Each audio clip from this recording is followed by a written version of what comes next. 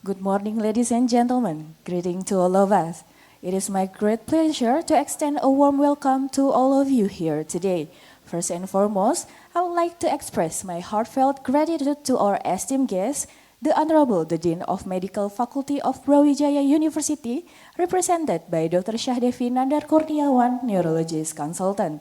The Honorable Dr. Januan, Master of Science PhD from Department of Medical Microbiology and Infectious Diseases, Erasmus Medical Center, Rotterdam, Netherlands. The Honorable Dr. Sutrisno, Obstetric and Gynecologist Consultant as the head of Master Degree of Midwifery, Medical Faculty of Brawijaya University. The Honorable all the lecturer and staff of Medical Faculty, Brawijaya University, and also all the attendees.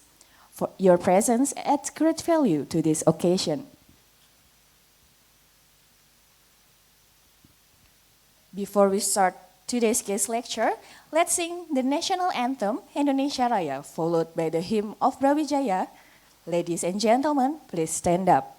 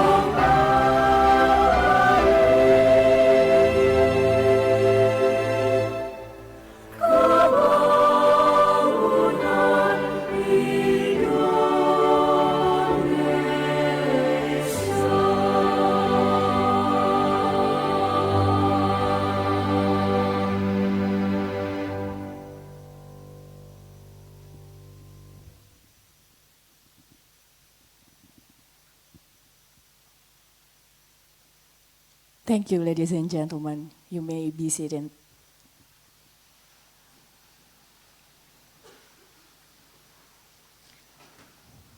Ladies and gentlemen, before we go to our main agenda, we would hear some greetings. The first greeting is come from the Chairman Committee, represented by Mrs. Ningrum Paramitasari, Bachelor of Midwifery, Master of Biomedic. We would like to invite Mrs. Ningrum to the stage. Please welcome Mrs. Ningrum.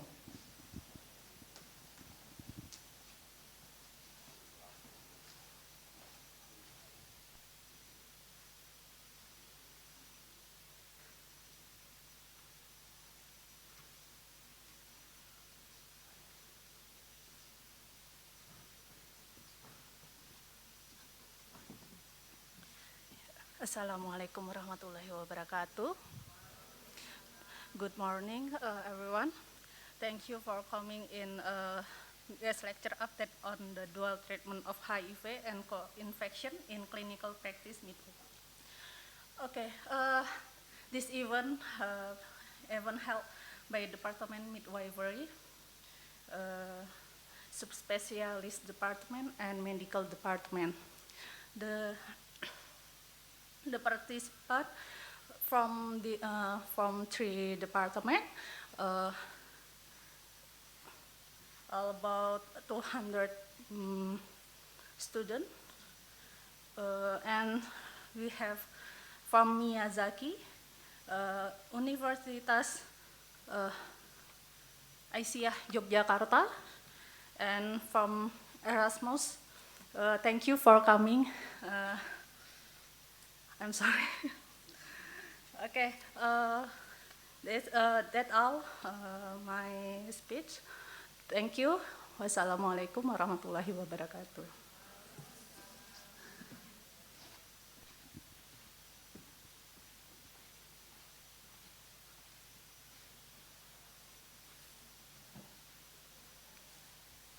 Thank you, Mrs. Ningrum, for the greetings. And the next greeting is from Dr. Syahdevi Nandar Kurniawan, Neurologist Consultant, on behalf of the Dean of Medical Faculty, Brawijaya University. We would like to invite Dr. Syahdevi to the stage. Please welcome Dr. Syahdevi.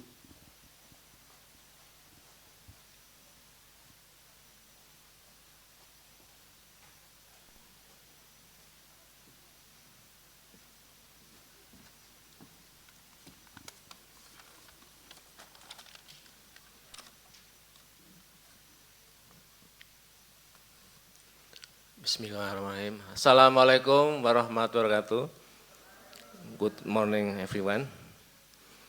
The honorable guest speaker, Professor Janoman, MD, PhD, Dr. Sutrisno, SPUG, Subfair, the honorable Head of Department of Clinical Medical Biology, Internal Medicine, Midwifery, and all audience.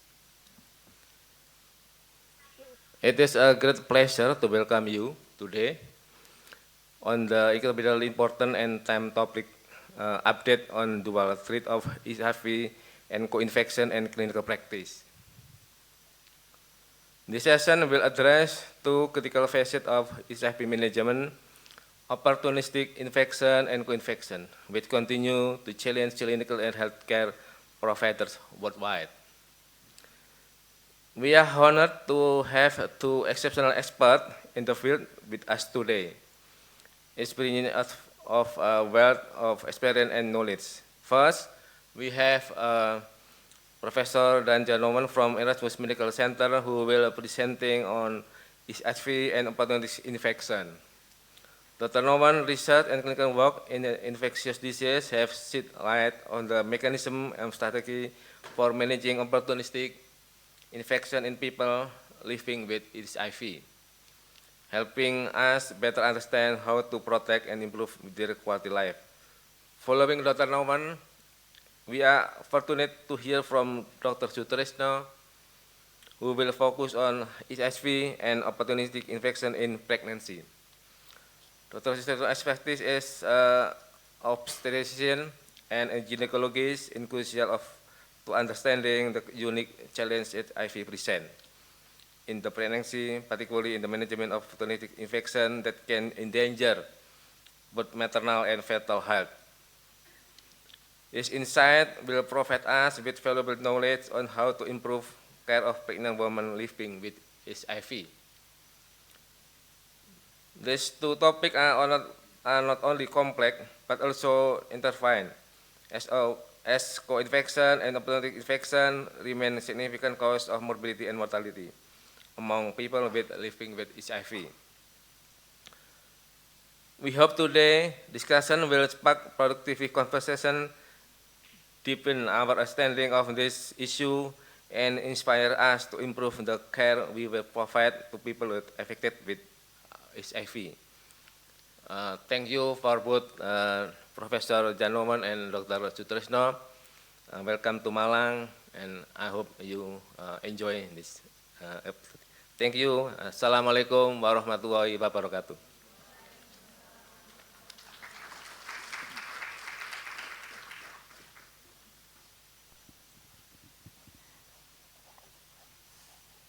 Thank you very much, Dr. Shahdevi, for the greeting. And ladies and gentlemen, before we start our guest lecture, we would like to invite Dr. Jan, Dr. Sutrisno, and Dr. Shahdevi come front to the stage to take picture, to capture of this today's lecture memories. Please.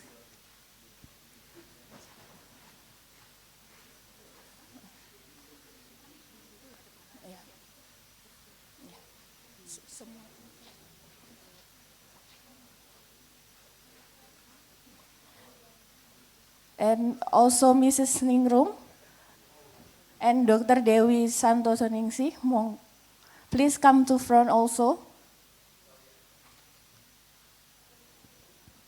And also Dr. Aulia.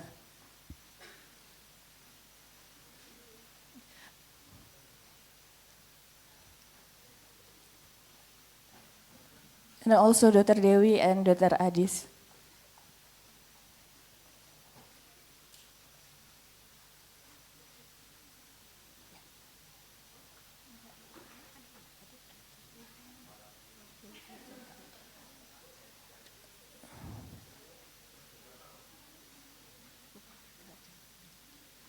And please Dr. Irene, pediatric consultant, to come front.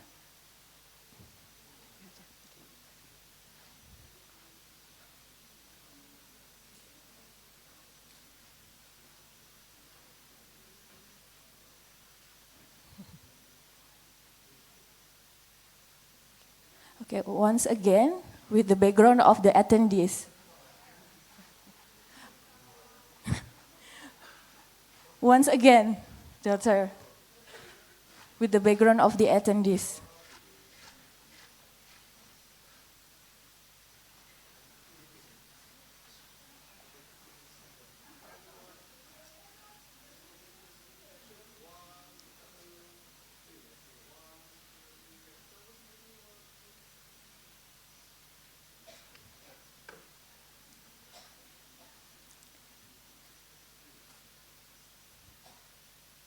And once again for the last camera, the main one.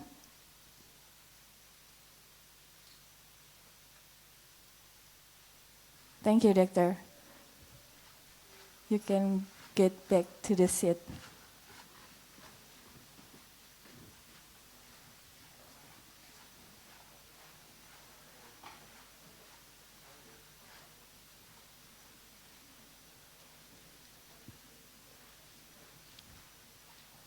All blessed audience, next we will move on to our keynote address of today's guest lecture. It is my pleasure to invite Dr. John Nowen, Master of Science PhD from Department of Medical Microbiology and Infectious Diseases, Erasmus Medical Center, Rotterdam, Netherlands, to the stage. Please welcome Dr. John Nowen.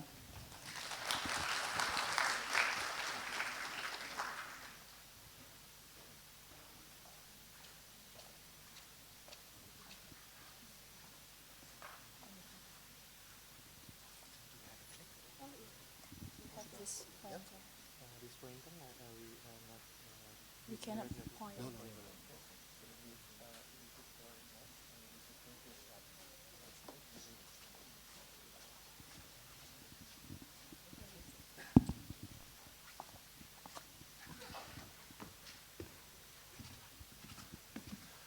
Okay, good morning, everyone. Um, it's always a pleasure to be. Oh, sorry. Some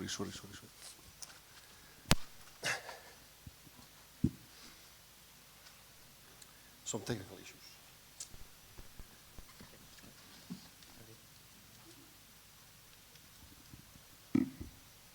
This one is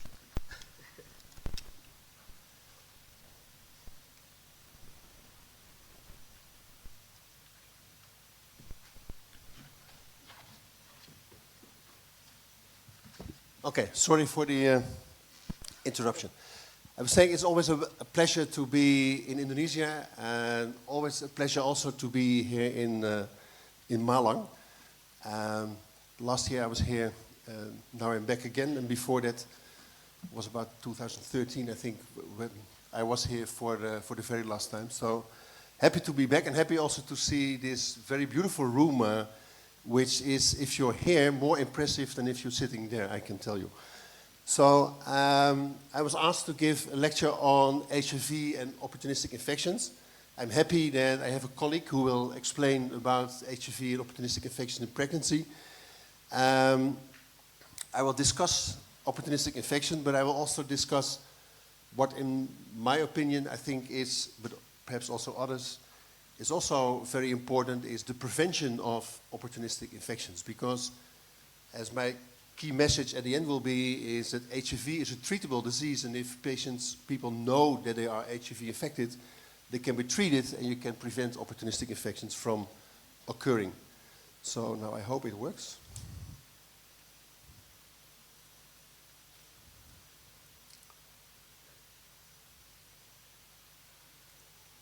Yeah, okay. So, yeah, this is the start. Okay, so I'm from Erasmus Medical Center, Rotterdam. This is this building. We have a new hospital since May 2018. Some of you have been there already. It's a nice environment to work, to stay. Sometimes I also give lectures on antimicrobial resistance and infection prevention and control.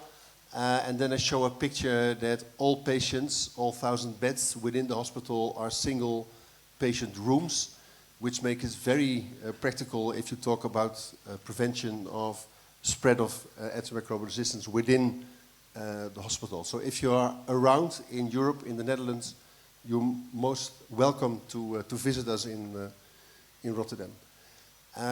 So I want to start with some facts and figures about HIV. Because as you probably know, we have about 40 million people living with HIV in the world, with the majority, nearly half, in South and Eastern Africa, but also in Southeast Asia. A big proportion of the HIV-affected population is living due to the immense population size, of course, of countries like Indonesia, China, India, etc. So, but there are 14 million people infected with HIV worldwide. So there's UNAIDS is a UN organization looking into the data about HIV treatment, about morbidity, mortality worldwide with patients living with HIV globally. And they just reported this a couple of months ago, a new report on the data of 2023. And they say there's the urgency of now, that's the title of that report, AIDS at Crossroads. And I will try to explain to you what they mean with that. So a long time ago, as part of the Sustainable Development Goals, but also as the goals set by UNAIDS itself, we said we want to bring down the number of new infections worldwide till 500,000 per year. And you see the graph on the top. You see a decline after the introduction of antiretroviral therapy worldwide. And you see also a dot on the right, which is the 25, so next year's target. And you can see that the line is going down, but that the line is not going to reach the target next year. So, yes, things are going better. Less people per year get infected with HIV, but not at the rate we would like to have it happen. And the same at the bottom is AIDS-related deaths. You see a steep decline on AIDS-related deaths since the start of antiretroviral therapy, but also here you see that we are not on track to reach the 25 goals. If you look at in which areas of the world there's been a reduction of new AIDS-related deaths worldwide, you see that in the majority of the world there's a clear reduction, some areas of the world more than in others. But you also see that, like in Eastern Europe and the former Soviet republics, the Central Asia, there is still an increase of AIDS-related deaths. And mainly caused also by ignoring HIV as a disease and ignoring people access to care, really. If you look, so I said 40 million people living with HIV. There's also a target on having all these people on antiretroviral therapy. And also here you see there's a steep increase in people, the numbers of people being on antiretroviral treatment.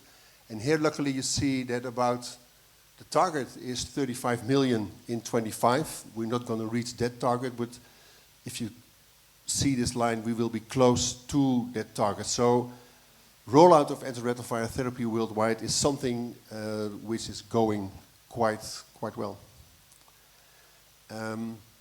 I'm not sure if any one of you heard about the 1990 goals or the 95 goals. So it means that UNH has set a target that within a country, 95% of people who are living with HIV know their HIV status, so that they know they are HIV affected. Because if they know they are infected, they can seek treatment. And the other goal is then that 95% of these people with HIV is put on treatment, and that 95% of these people on treatment are adequately treated with antiretroviral therapy. And you see that this is global figures. I will show you figures from the Netherlands and from Indonesia later. But as you can see that worldwide, 86% of people living with HIV know their status. That's not 95% yet, but it's much closer than it used to be a couple of years ago. And you see that about 89% of people knowing their status are on treatment, and that of the people on treatment, 93% are adequately treated, so virally suppressed. So not at the 95 target yet, but we are getting there. So there's hope. So this is just an infograph to show you what these 95 targets mean. But as I said, it means that people know their status. People who know their status are on treatment, and when they are on treatment, they are treated adequately. And I will show you later, hopefully, that why this is so important. One thing which is a global issue, a global problem really, is that if you look to children, so below the age of 14, that is, on the left side, and if you look to women aged 15 plus and men aged 15 plus, you see that females are doing better than males.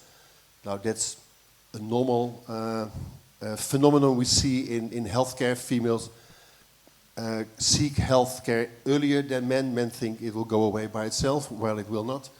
But what is typically is that children who are HIV infected have less access to care and are less on treatment, on adequate treatment.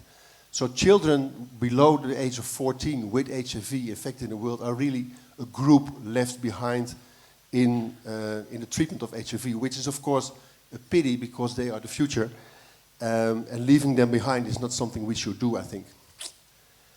And one of the main reasons that there are these hurdles still about people not knowing their status or not wanting to know their HIV status is of course that worldwide there are many laws in place, many regulations in place by governments, by agencies, by others, which hamper access to care, which hamper people coming out for their HIV infection, criminalization of all kinds of groups which are not helpful from a perspective of having everyone HIV infected being in healthcare and being put on adequate treatment. So there's a lot to do in this field. And the last thing about the report is that we know which risk groups there are per country, but that the money spent on HIV is very often not spent on research or treatment or programs for these high-risk groups. So there should be some shift of funding of money within these populations as well. One thing I will come back to later in my slide as well is I'm not sure if anyone of you know, probably you know, but the concept of PrEP. So PrEP stands for pre-exposure prophylaxis, which means that if you have a group of people who are at high risk of acquiring HIV, that you can give them HIV medication to prevent them from getting HIV infected. So this is mainly done on a temporary basis, but for instance, young women in South Africa are at a high risk of acquiring HIV through heterosexual contact. And that is because in South Africa, 25% of the adult population, up to 30% of the adult population in different areas is HIV infected. So if young women have sexual contact with men, the chance is high that they are getting infected. And there's really very limited ways of protecting themselves. Males very often don't want to use condoms, which is a global problem as well. So they are really not protected. So in this case, helping them to use PrEP, so medication to prevent them from getting HIV infected, really is very helpful. So there's also a target of introducing PrEP for key populations in different countries, and you see that the dots are the targets, and you see the blue bars, which are the ones who got access to PrEP, that is really far away from the goals we have set. So in this sense, again, preventive treatment for key populations, for high-risk populations, is something we should really target as well. Because if you look at it from, if you look at it from a healthcare perspective, from a human perspective, individual perspective, then treating a patient, of course, is something you want to do as a doctor. But if you look from it from an economical perspective or from a societal perspective, then putting your money in getting as many people HIV tested and the ones tested positive on treatment really pays off.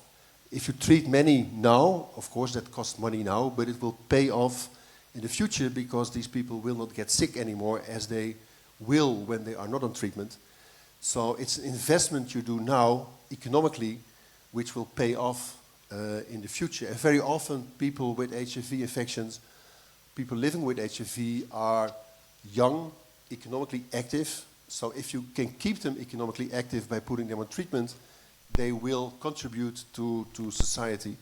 So that's why investing in HIV treatment is also from an economic basis a very good idea to do. And of course, if you treat, you prevent deaths, you prevent many deaths because people with HIV will continue to live on treatment and be economically active, as I said before. So what you also see is that if countries roll out antiretroviral therapy on a large scale within their countries, you see there is a steep drop in the number of new HIV infections. So also from that perspective, protecting society from others getting HIV infected, rollout of antiretroviral therapy to those who are infected is really a good idea to do. And the last thing I want to show you is that this is a graph about life expectancy in a couple of countries in sub-Saharan Africa. And what you can see perhaps is that the top light green bar is life expectancy development from 1950 to 2015. And you see that in 2050, global life expectancy was about 48 years. In 2015, it was nearly 70 years. But you can also see that countries like South Africa in dark blue, in Zimbabwe dark green, which is going along with the world life expectancy development until HIV, the HIV pandemic is there in the 80s and the 90s. And you see in all these countries a steep drop in life expectancy. Life expectancy goes from normal global level to 40 plus 42 years, which is of course very, very low. But you also see that when these countries roll out antiretroviral therapy, treating their patients, that you see they bounce back, life expectancy bounces back to nearly the level they had before AIDS came about. And that's also a global tendency we see, that if patients with HIV are detected or know their status early, when the immune system is still normal, if they are put on adequate antiretroviral therapy, the life expectancy is as good as someone without HIV. There are even studies where life expectancy in patients with HIV on adequate treatment are better than the ones who are HIV negative. Probably because they're seen every couple of months, and screening is something being done earlier than in people who are not regularly seen in the clinics. But life expectancy of patients with HIV on adequate treatment is normal, is the same as people without HIV. So for people, but also for society, it's good that people know if they are HIV infected or not. Because if they are infected, they can be put on treatment. And we'll come back to that later, by being on treatment, you protect others from getting HIV infected. If you put them on treatment early, they will not get sick, they will not get opportunistic infections, so you save a lot of money along the way. And they can have a normal life. Okay, some data about HIV in the Netherlands. So in the Netherlands we have what we call an HIV monitoring foundation, which monitors all patients known with HIV and being treated in the different hospitals within the Netherlands. So there's a yearly report. From the report, it's in Dutch, the text, sorry for that, but I will take you through it. So from the report you can see that there were about 22,000 people in care with HIV. There are about 1,400 people with HIV not knowing their status, or at least we as doctors don't know their status, they're not in care. So this is really a group you would like to target, you would like to get into care for treatment. And of these 22% of 20,000 people in care, nearly 14%, so about 62% is in men who have sex with men, 18% is in other men, heterosexual men, 20% is in women, and 1% is in trans people. And we have, like in other Western countries, a different HIV epidemic than you have here in Indonesia, and then worldwide, globally, also in sub-Saharan Africa, because in other countries, like other countries than the West, most infections are heterosexually acquired and not homosexually. So we've seen a decline of new infections from about 1,000 per year to now about 400 per year. That's because of increased testing and also because of high rollout of antiretroviral therapy. Still, the issue is that half of the newly infected patients are late. How do you say that? We find them late. So more than 50% of the new infected patients per year are already having an opportunistic infection. So they show up late, while we would rather have them early to prevent them from having these opportunistic infections. And that's also a global problem, that of the newly detected HIV infections, 50% are late presenters, 50% are people with opportunistic infections. And that's something we also should try to target.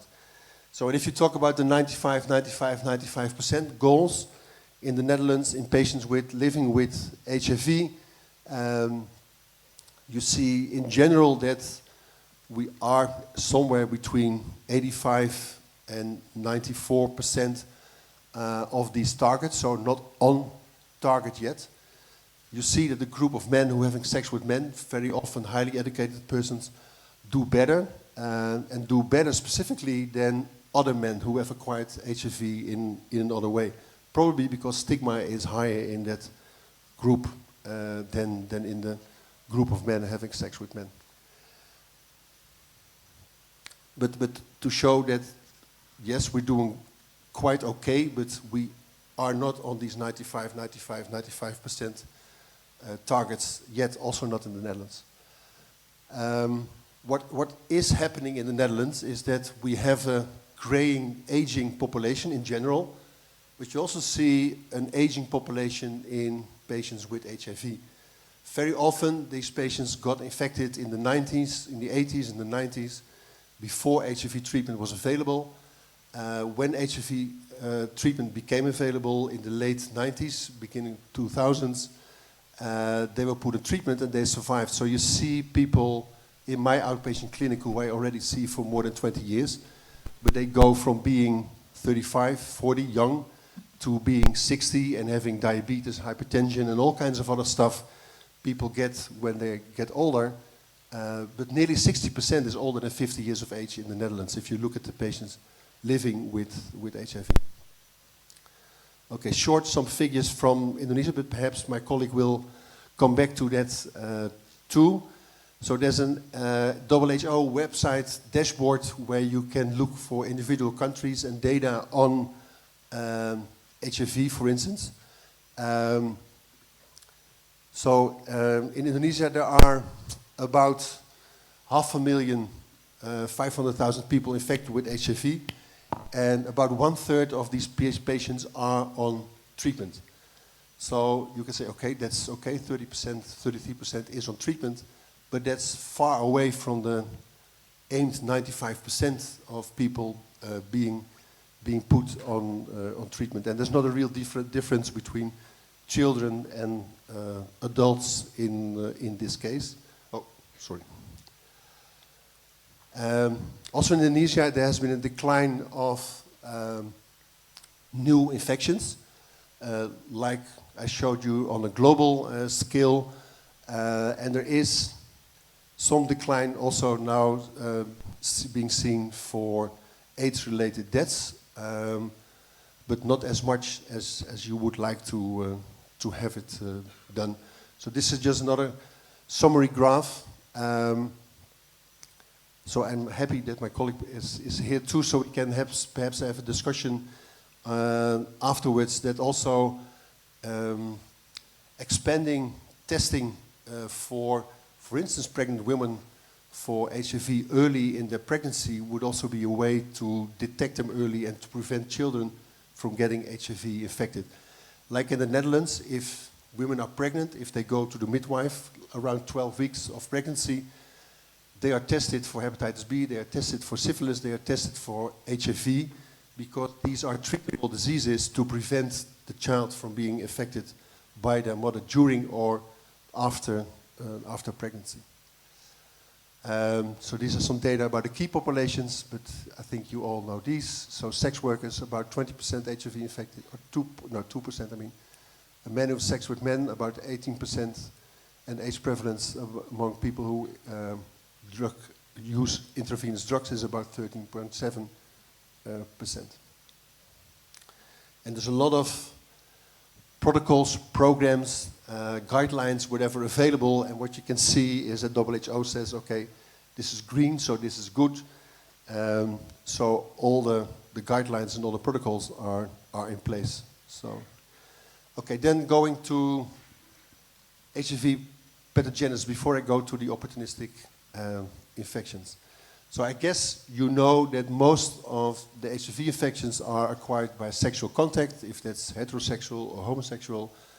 And that mainly what happens is that a person who is HIV infected transmit the virus to a person who has not been HIV infected, because during sex there's mucosal tears, there's small trauma, whereby the virus can enter the mucosa, and the virus will then be picked up by dendritic cells, taken to the regional lymph nodes, multiply there before it enters the bloodstream and spreads all over your body. So this process from infecting the mucosa, from being picked up by dendritic cells, by being transferred to regional lymph nodes, is something which takes about 72 hours.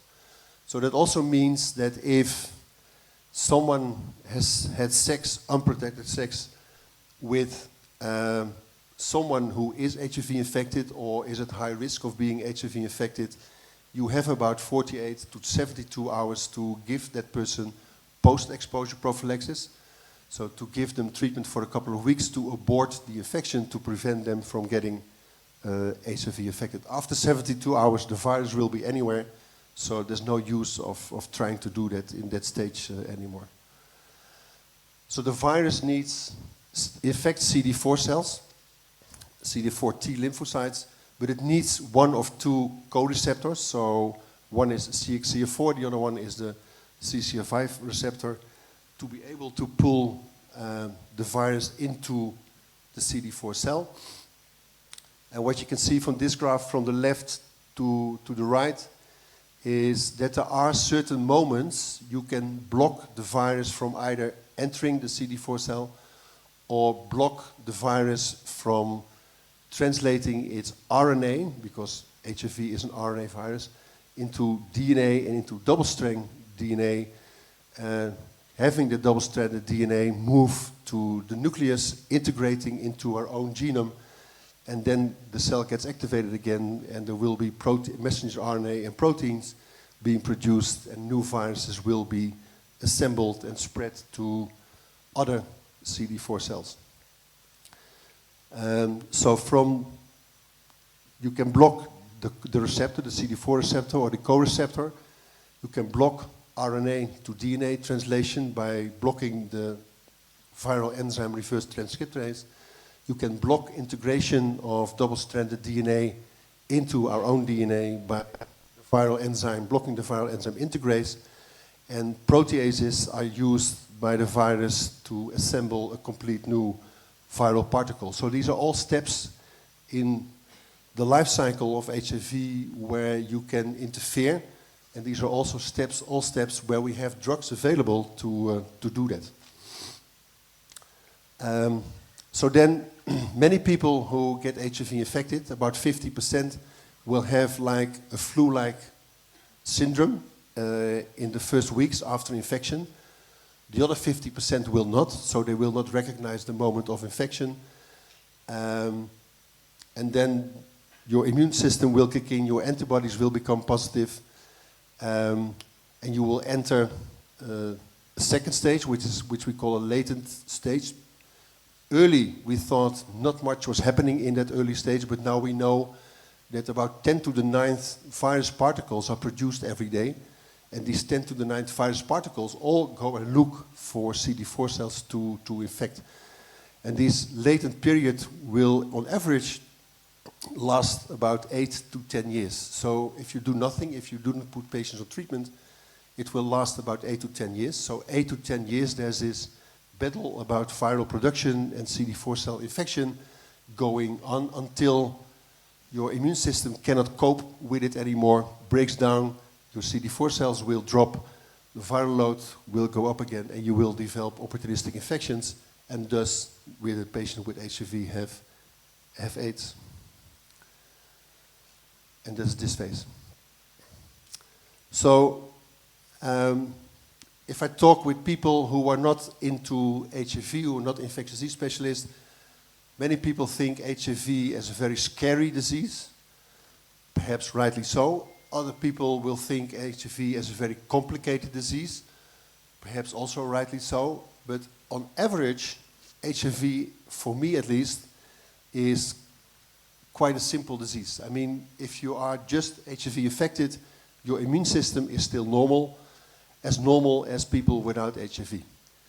if during your latent phase, if you do not get treatment, your CD4 cells will slowly drop and you will have a risk for what we call opportunistic infections. And I mean, I can ask you what an opportunistic infection is. So perhaps I can ask anyone. So anyone has a definition about what an opportunistic infection is? Why we talk about opportunistic infections?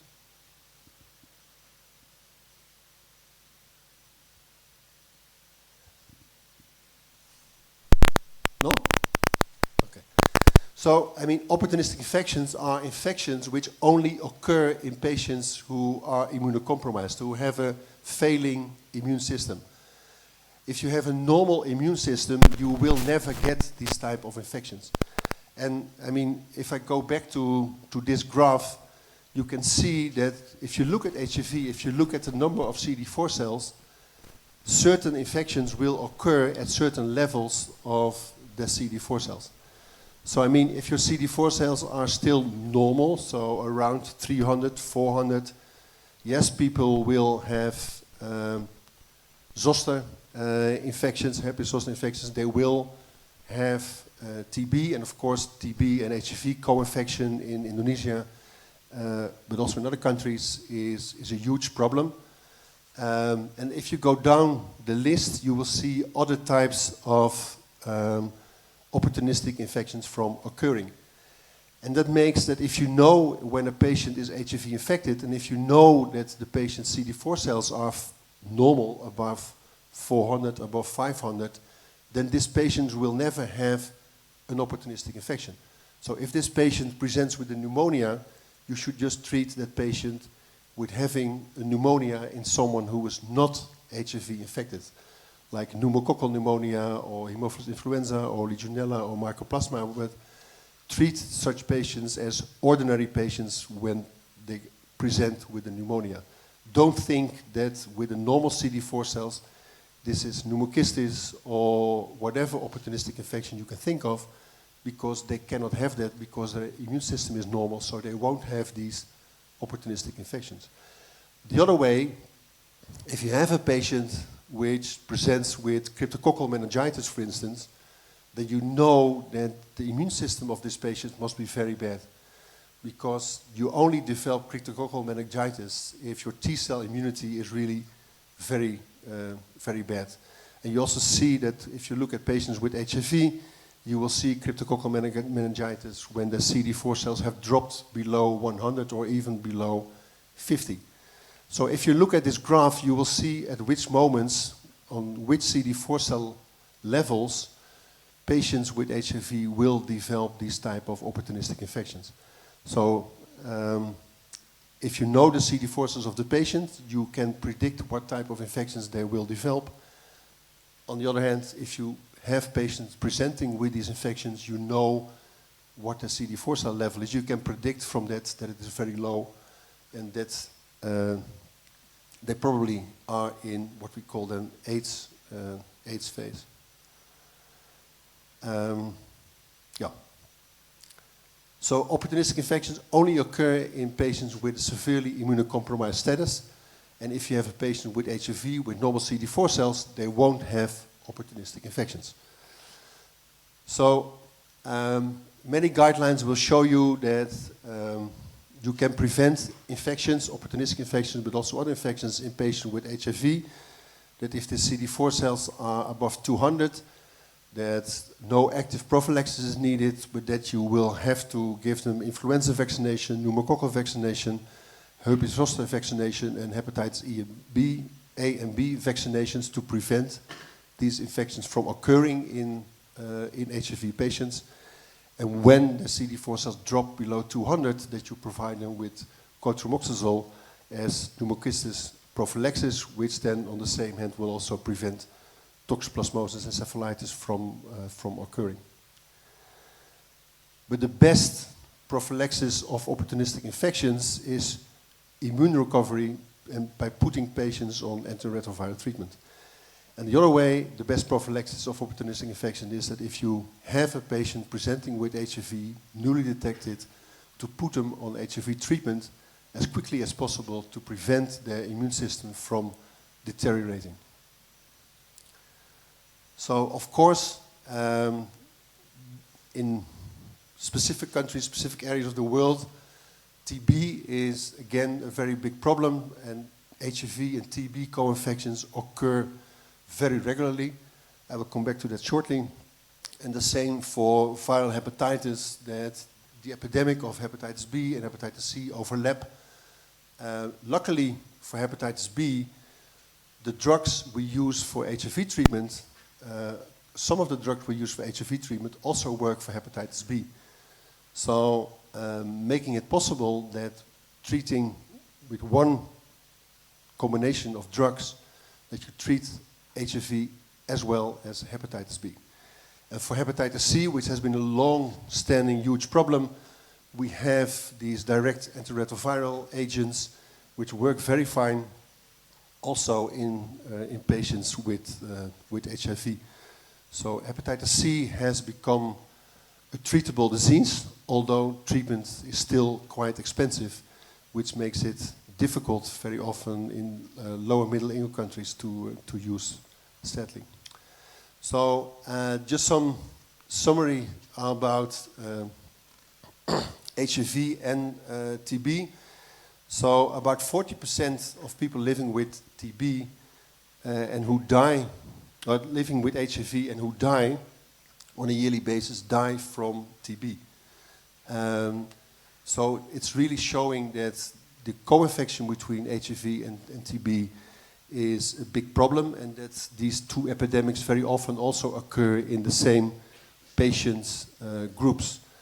At the start of the development of antiretroviral therapy, it was very difficult to combine HIV treatment with TB treatment. With the current medication we have for HIV, this combination of HIV treatment and TB treatment is not a problem anymore. So you can easily and very well combine both treatments to treat and HIV and TB. And as said, 40% of AIDS deaths are because of TB. And the problem is access to medication, access to care for the TB part, but also for the HIV part, which is still hampering the adequate treatment of TB co-infections in patients with HIV. And just showing, this is an older graph of hepatitis B prevalence in the world.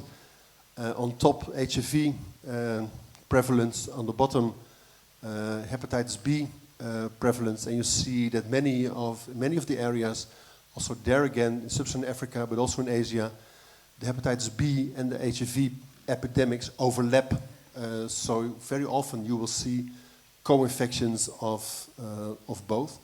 Luckily, supported also by WHO and the Global Fund and whatever, you see that in many countries for a long time already, implementation of hepatitis B vaccination in younger children prevents young children and thereby also adults of developing hepatitis B. So slowly and slowly we hope that by vaccination, mass vaccination, hepatitis B co-infection with HIV will become less of a problem. Excuse me, Doctor. The time is almost over. Okay, I will speed up. So then the same for the HIV and hepatitis C pandemic, which largely overlap as well. So then I will finish with saying something about treatment, because I think that's quite important. So when you look at HIV treatment, you see a lot of acronyms. You see ART, antiretroviral treatment, CART, combination antiretroviral therapy, or HART, which is a very old term, but it's just saying that you use different drugs for antiretroviral treatment. So this is how the landscape of medication has changed in the last nearly 30 years. So in 1996, when we had combination therapy available, people were using 30 drugs, 3 times 10 drugs, pills a day, with a lot of side effects. And what you see now is that we have a lot of 1 pill per day combination treatments available, that even specifically in Western countries, there's also injectables available, so people can have 2 injections every 2 months, not needing to take a pill every day anymore. And there are developments whereby you can have implants or half a year injections to treat or prevent HIV acquisition. So there are real new developments about making it easier for people to get treatment. And going from 30 tablets a day to 1 tablet a day, 30 tablets a day with a lot of side effects to 1 tablet a day with nearly no side effects is really a huge difference also for patients to be able to take their medication on a regular basis. So this one I showed already. We'll skip this one. We need combination drugs because one drug against the virus is not enough. That has been shown multiple times. You need a combination of drugs to suppress the virus. People need, as it is now, to take their medication lifelong because we have resting CD4 cells, CD4 reservoirs, which will remain HIV infected and not be eradicated during your lifetime. So you will need to take your pills lifelong. There's no cure for HIV.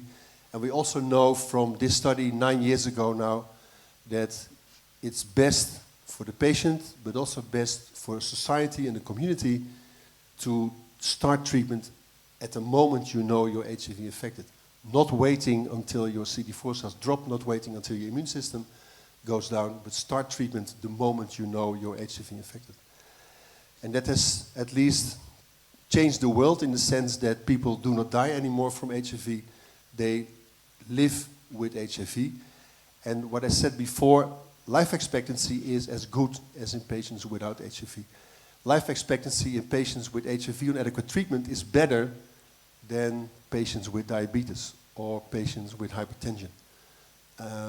So, not sure if you had a choice which one you would choose, but at least it shows that treatment and treatment development have been very effective in having patients with HIV, living with HIV, living a normal life. These are posters by the Dutch AIDS Foundation. It's very much about stigma, but this is one of the posters, and it's in Dutch. It's Ronald, and Ronald says, "I have HIV and I will be as old as you."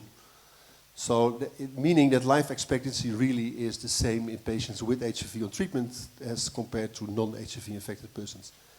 And I showed you this one also already. And the other poster is, "I have HIV, but you won't get it from me." And that is because if you put patients on treatment, there will be no virus in their blood, there will be no virus in their semen, there will be no virus in their vaginal secretions, meaning that if you are undetectable, you're untransmissible, or if you translate it otherwise, if you're undetectable, you are uninfectious.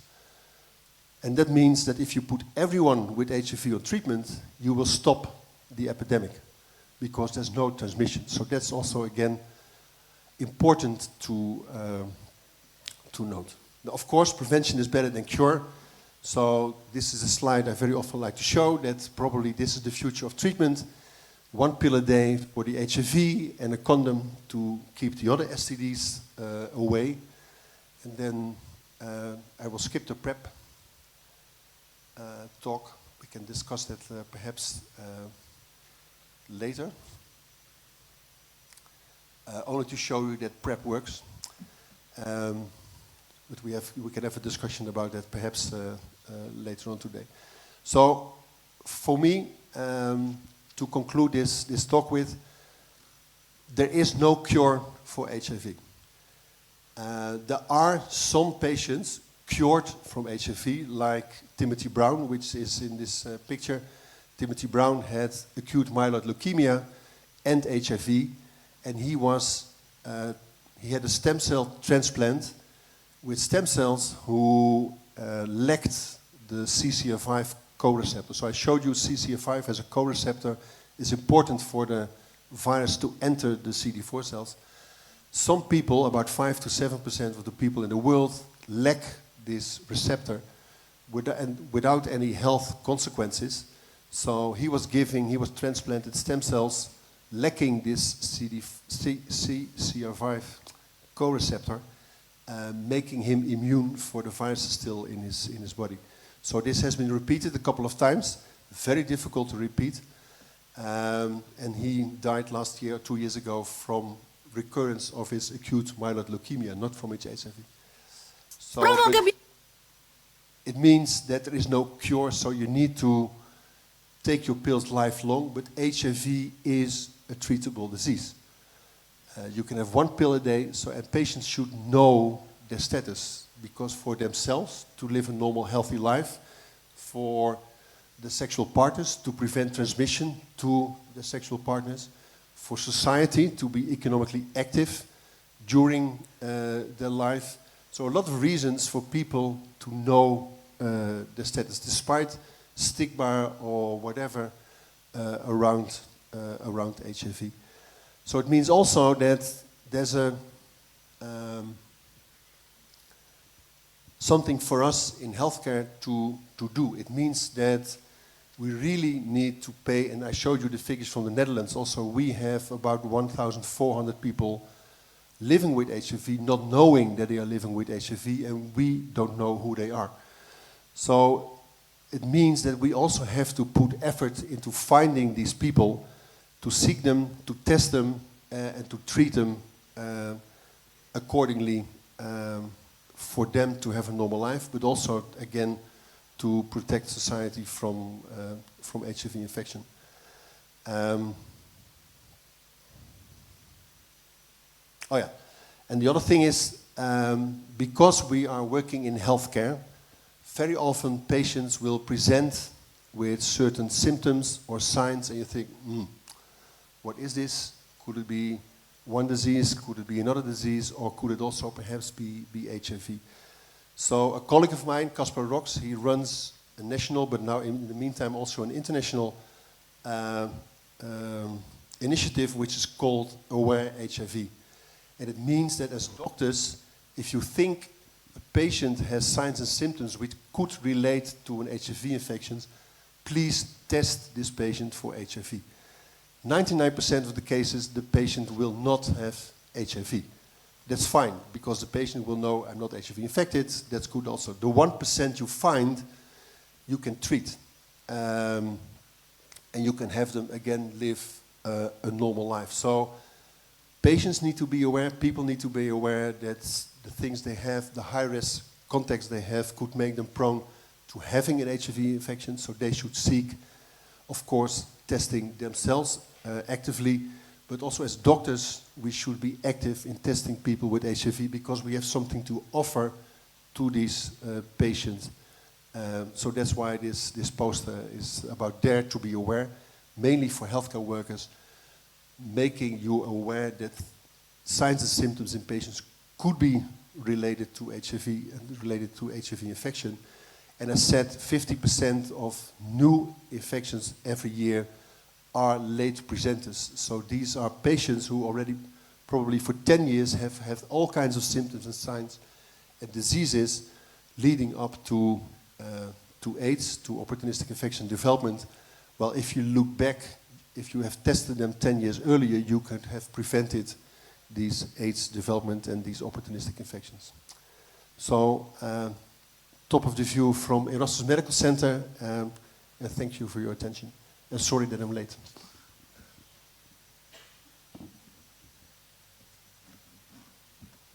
Thank you, Dr. Jan, for the lecture. Is there any question from the audience regarding the topic that Dr. Jan had already told us this morning? Okay, please, Doctor.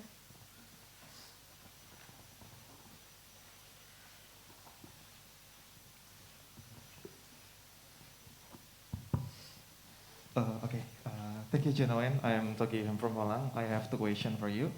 For the first question is about PrEP. I want to ask about the PrEP is how long we can use the PrEP, and if we use it frequently, can it decrease the effectiveness of prevention, the PrEP itself? And for the second question is about the data of life expectancy that you have shown, we can see that while the life expectancy of the world is increasing, the South Africa is decreasing. What is the factor and why it can cause? Thank you, Doctor. Okay. Can you put my presentation back on, please? Because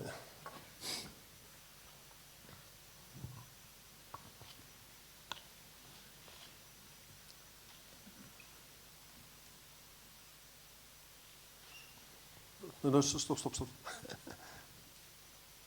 So I will show you. So thank you for your questions, by the way. So I will show you. Thanks for the question on the PrEP. But then we have to go to the PrEP. Yeah. So what I said, PrEP is pre-exposure prophylaxis. So giving HIV drugs to people who are not yet HIV infected to try to prevent them for being HIV infected.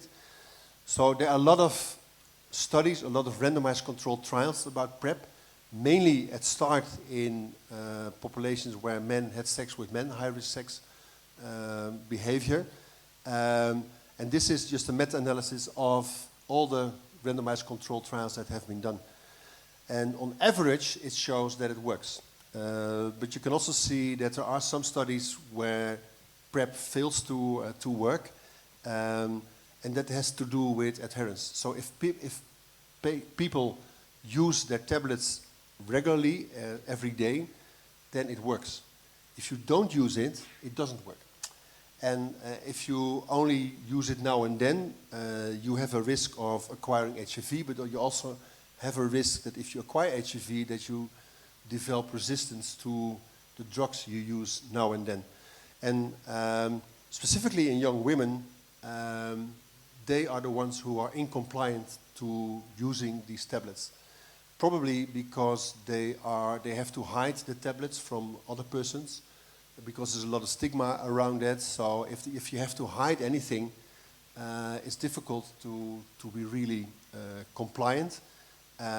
So yes, PrEP works, and it works for a long time, but you have to adhere to the drugs, and that's why if you look at the injectables like cabotegravir, but more specifically if you look to this one, which was published in July this year, on lenacapavir as a daily, compared to daily PrEP, and lenacapavir you can give once every 6 months, so only 2 injections per year. You see in that group that there's 0 HIV conversions, as compared to the standard of care, the Truvada once a pill every day, where there's still HIV infections occurring because of failing adherence in these groups. So as long as you adhere, it works, but it's very often difficult to reach populations whereby they are non-compliant, whereby they fail. So that's. And the other thing is about your question about life expectancy and about South Africa. Also, life expectancy in South Africa is bouncing back, but South Africa has a huge burden of HIV. What I said, about 25 to 30% of young adults are HIV affected, which is a huge number. So all these people have to be put on HIV treatment, which is a major task.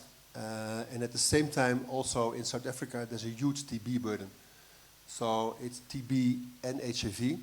And a thing for another talk of 2 hours also is that if you are HIV affected and if your treatment starts late, in the sense that already you have CD4 decline, what will remain also on HIV, adequate HIV treatment, is what we call immune activation. So your immune system will be more active than normal, and your immune system will be in an active mode all the time. And being in an active mode all the time makes that your risk for cardiovascular disease and your risk for malignancies go up. And that's probably what you see in South Africa, why it's bouncing back for their life expectancy, but not as quickly as you see in other countries, is because they have this huge HIV burden, together with huge TB co-infection burden, together with a lot of immune activation in these HIV infected patients with high risk of cardiovascular disease and malignancies, and at the same time, also because of economic development, a huge diabetes, obesity epidemic ongoing as well. So they have a lot of epidemics joining together, and that makes their life expectancy not bouncing back as good as in other countries. No. Okay. Thank you, Dr. Chan. And is there any more question from the audience? Okay.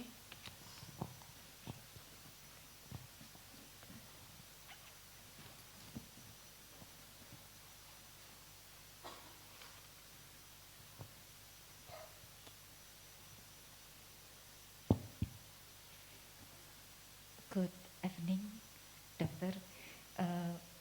I came from Malang, and I will ask you about if giving the PrEP medication or antiviral medication, will it cause a risk of resistance like giving antibiotics? And how long does it take to become resistant? And how to prevent it? Thank you very much. Okay, thank you very much for your question. That's also very often a question I get from patients. So how long can I continue to take this drug? Essentially, if you use combination treatment for HIV, if that's successful in the sense that there's no virus replication anymore, so the virus is completely suppressed, then there is no risk for resistance development anymore.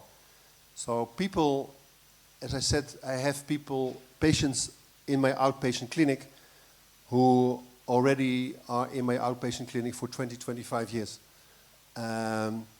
So I see them twice a year, and the last couple of years, patients have been bringing bottles of wine because they were so happy that they were still alive, because in that era, HIV/AIDS was still a deadly disease. So it's more to celebrate 25 years of treatment, and they're still surviving. And many of them are still on their initial antiretroviral treatment. And some have switched their antiretroviral drugs, but that is then because of toxicity or side effects, or because in the years they've been on treatment, there's been treatment simplification in the sense that they do not need to use 3 different drugs, but they could use 1 tablet with a combination of drugs in it. But essentially, if you take your pills well, so if they are effective, your virus will be completely suppressed. And if you have no side effects of these drugs, you can use them for 20, 30, 40 years. So resistance will not develop. Resistance will develop if you start treatment when you have your virus number, your viral load is high, and you are sloppy with your medication. So then there is a risk for HIV-resistant development. But if you are on treatment already for a long time, it's rarely that if people just continue taking the medication that resistance will develop.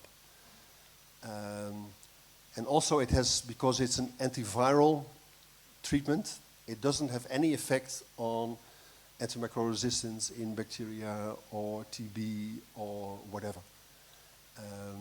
And of course, if you have to treat TB co-infection with patients on HIV, you have to look very careful on the treatment schedule for the HIV they have, and perhaps if you need to adopt the schedule because that goes better together with the TB treatment. But that's also for other treatments, like if they, I mean, I showed you nearly 60% of our HIV patients in the Netherlands is older than 50 years of age. So they will develop hypertension, they will develop hypercholesterolemia, so you have to give them a statin, they will develop diabetes, they will develop cancer and needing chemotherapy because of aging. So these are all moments that you have to really carefully check the HIV medication and the other medication they are going to use if there's no interactions between that. But for the rest, if you start on treatment and you do good on treatment, you can use treatment for the rest of your life without resistant development being there. And the other thing is that There's a famous study by David Bainsberg, long time ago already, that if you are on treatment for a long time, the viral reservoir in your body becomes smaller and smaller and smaller. It will not go away. There will still be CD4 cells infected, so that's why you have to continue treatment. But the number of cells in your body infected with HIV becomes smaller. Not zero, but it becomes smaller. That also makes that if you forget your pills for 1 day or 2 days now and then, that doesn't immediately affect your treatment success because there's no cells that can become activated and no virus to become activated at that stage. So it means that also in the long term, HIV treatment becomes what we call more forgiving. That might you forget it for a day, no problem, no issue. Of course, you should not tell patient that when they start, because then they will be sloppy in complying with the medication. But it's a fact that in the long run, if you forget your pill 1 day or 2 days, that should not be a problem. Well, I guess that's for this session from lecture from Dr. John Nguyen, PhD, and I would like to say thank you to Dr. John Nguyen for the insightful and remarkable sharing regarding the opportunistic infection and in HIV, and also the treatment. And please give round of applause from Dr. John Nguyen, PhD. And for the next lecture, will be presented by Dr. Sutrisno, obstetric and gynecologist consultant. And he is also the head of master degree of midwifery, medical faculty of Brawijaya University. It's my pleasure to welcome Dr. Sutrisno to the stage. Please give him the round of applause.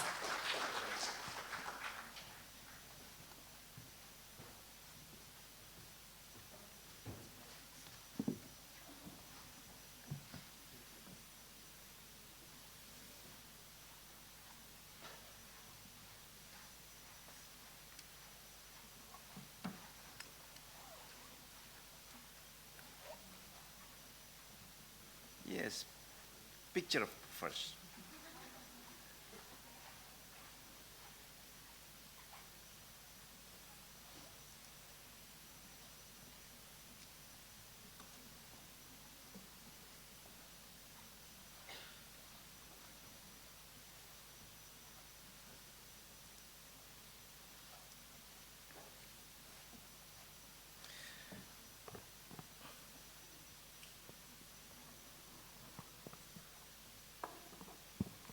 Okay, thank you. I am an artist, so everything should prepare very well, include the mix. Dr. Chance, the first my pictures, very handsome people. Don't surprise. Ladies and gentlemen, Assalamualaikum warahmatullahi wabarakatuh. Alhamdulillah, summa alhamdulillah. Thank you very much. A good day, ladies and gentlemen, Mr. Chairman, thank you very much. Dr. Chance, deep, heartfelt, million thanks for your coming here. Also wonderful, very good lecture. The lecture broadened our horizons. This is a good quote today for me, for everybody in the world. Feel that HIV, AIDS, is so scary disease. But in your hand, you mentioned that HIV is a simple disease. So this is a quote today. HIV is a simple disease in the hand of Dr. John Newman. Give applause to him. Thank you very much. Also, the committee, I'm very thank you for giving me and inviting me to speak in this wonderful forum. This is my first time giving in this very beautiful auditorium. So Dr. John mentioned this first time come in this good auditorium. Also me, even I staying in Malang and to be lecturer here almost 20 years, this is my first time to giving lecture in this very wonderful forum. My topic today is about HIV in pregnancy. In brief, hope this topic will enrich our understanding in basic problem about HIV in pregnant women. So the important thing is stimulate the research about HIV in pregnancy. This is my curriculum vitae in brief. I am the editor-in-chief of Asian Journal of Health Research. This is an official journal and just now still growing and expanding. So please don't worry and type in Google Asian Journal of Health Research and visit there. And the most important is publish your work in Asian Journal in Research. Also, I invite Dr. Chan to be the editor in this journal in this time. So I'm proud of you on there. Thank you very much. I have no conflict of interest in this presentation. This is my good faculty, Brawijaya University Faculty of Medicine. Beautiful campus for me. And this is very old campus also, and big university also, homing more than 70,000 students in Brawijaya University. This is a Saiful Anwar Hospital, big hospital owned by the regional government, Jawa Timur, East Java.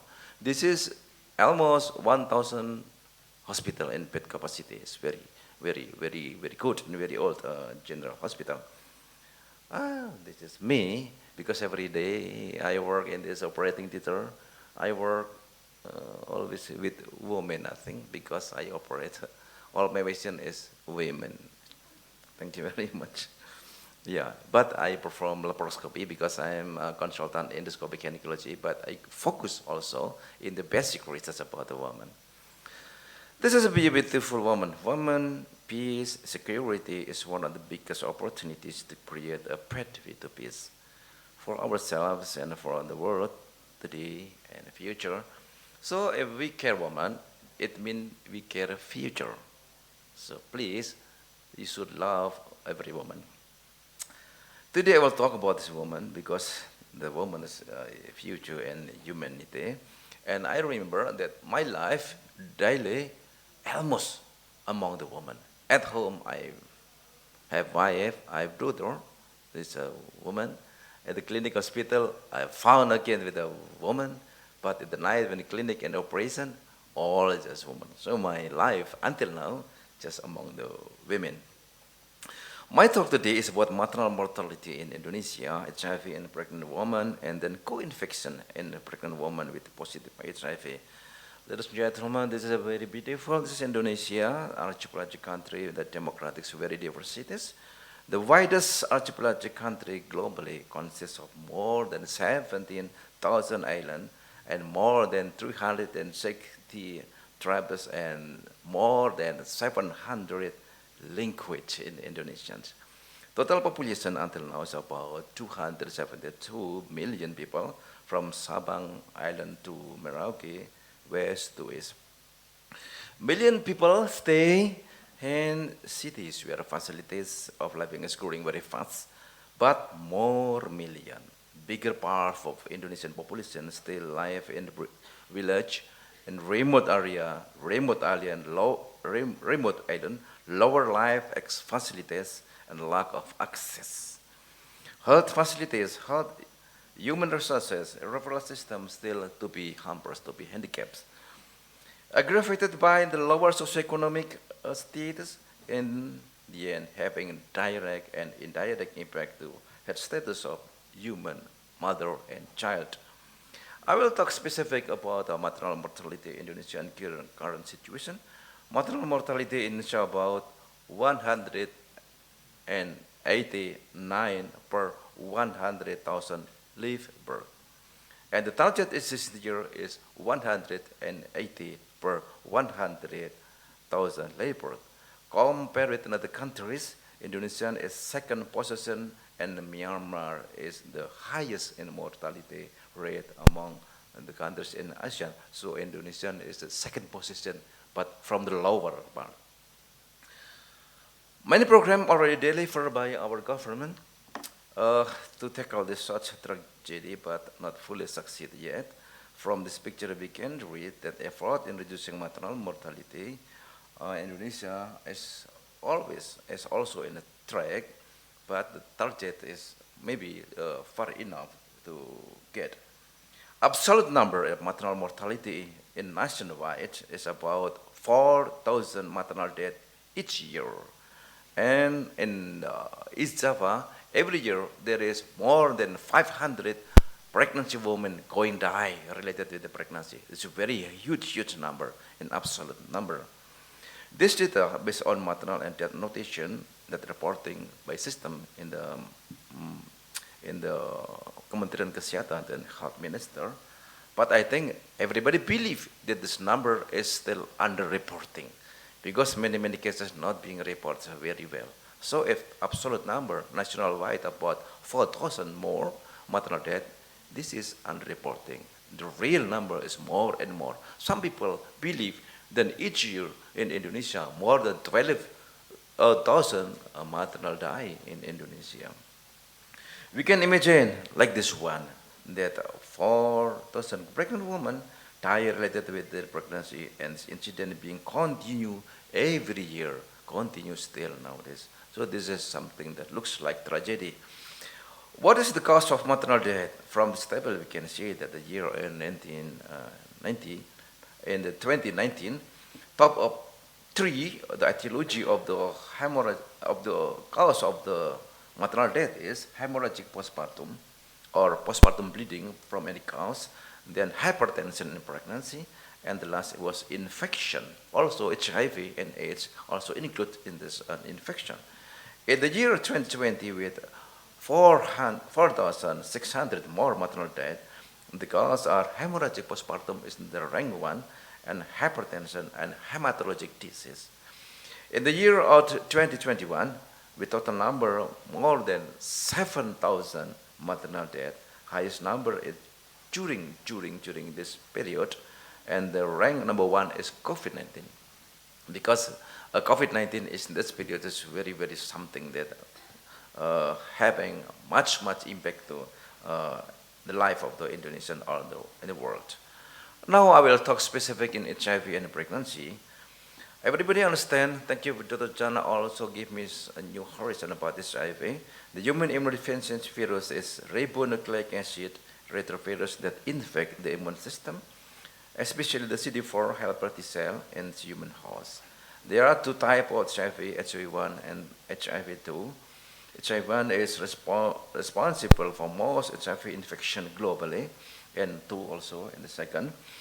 HIV causes progressive reduction in the number of the immune system cell and lead to acquired immunodeficiency syndromes in most patients if untreated to be fatal in the end.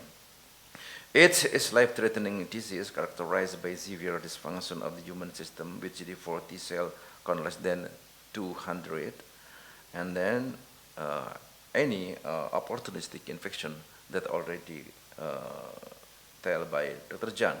Globally, all around nation having a specific burden HIV infection, and if we can see here from this picture, Africa is most crucial country about this one, but also Asia, include Indonesia, have the burden increase. The reporting that presented by Dr. John that Indonesian trend to decrease, but actually I am not sure, because every year reporting by government officially that the case of HIV tend to increase. Also tuberculosis increase by time. And resistant to drug, I think Dr. Dewi is more expert this one. Tuberculosis, multiple drug resistant. Wow, this is very something that so terrible every year. And Indonesia, I focus on Indonesia. Indonesia is now is the second country that the HIV is prevalent.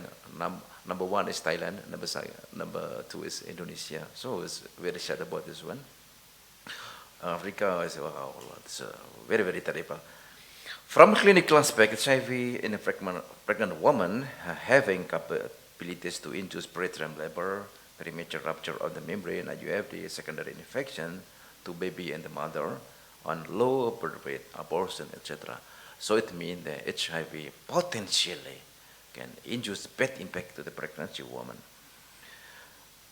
This table we can see, ladies and gentlemen, global burden of HIV in pregnancy, HIV infection pandemic, many million people are having this one. So we can see here more than 90% HIV positive in a pregnant woman reside in sub-Saharan Africa.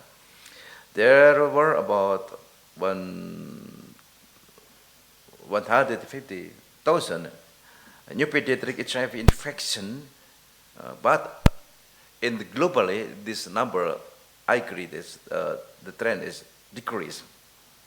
HIV is the leading cause of the death in women reproductive are globally responsible for 1/4 in death during pregnancy and the 6-week postpartum period in sub-Saharan Africa.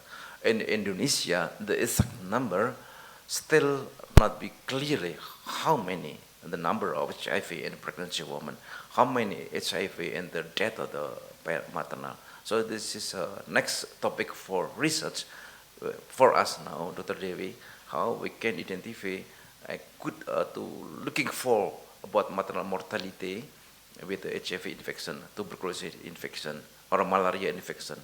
It's something that's very difficult because we can propose the exact data, the real data for the national or international purposes. There is a question how hard the impact of HIV to maternal mortality rate. This data from Africa I got from the internet, published by Basia Zapa et al. In the Lancet. The overall ratio of pregnancy-related death to pregnancies for all sites was 270 per 100,000 labor. But if analyzed separately and compare between group of pregnant women with HIV positive and negative, the mortality rate quite different. Where mortality rate is 1,015 per 100 live birth in infected women, but in the side in non-infected woman, in non-infected pregnancy woman is only 119. So the number is quite different. In positive, the mortality rate is 1,015, but in the negative, the mortality rate is only 119. So this is very significant and different. It means that HIV having big role to determine the cause of death in HIV positive pregnancy women. This is a systematic review published by Kuliah et al. Convince us that HIV clearly increased relative risk in maternal mortality in all research. This phenomena should make us giving more attention to reduce in new incident of HIV in reproductive women. The impact of HIV epidemic on pregnancy-related mortality is substantial and clear, shown by more than half was such that attributable to HIV in high prevalence setting. This has implications for integrated services delivered as well as for a monitoring trend in Millennium Development Goals 5, relatively maternal mortality. Safe motherhood program should extend the remit beyond the prevention of direct obstetric cause of death, but also integrate with HIV services into their programs in order to reduce the level of pregnancy-related mortality. What is the impact of pregnancy condition to HIV progression? This table, we can get the answer. This is the first plot showing the strength of association between pregnancy and HIV progression. Almost all studies show that pregnancy itself will enhance the progression of HIV virus. If we talk about HIV in pregnancy, don't forget to discuss about opportunistic infection. Thank you very much, Dr. Chan. Just give me much information about opportunistic infection.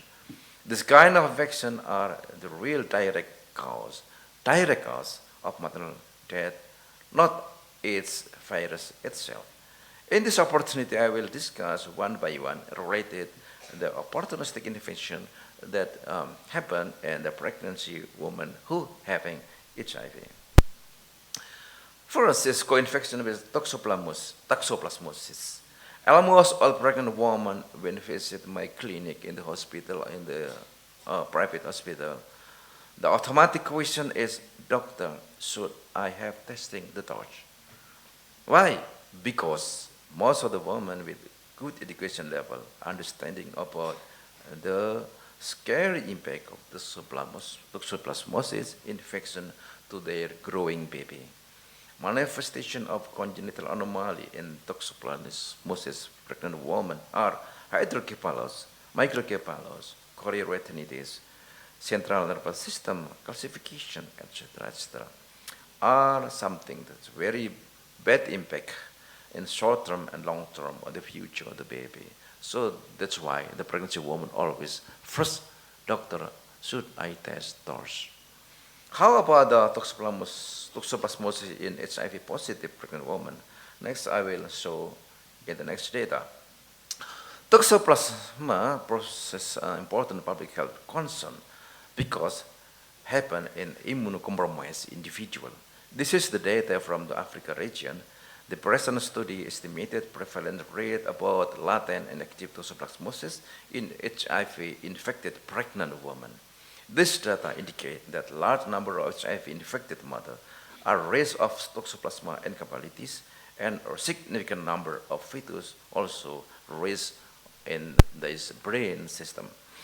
Prevalence rate reported in studies should assist health policymakers in prioritizing program and intervention that improve maternal and newborn health and minimize its difference in outcome.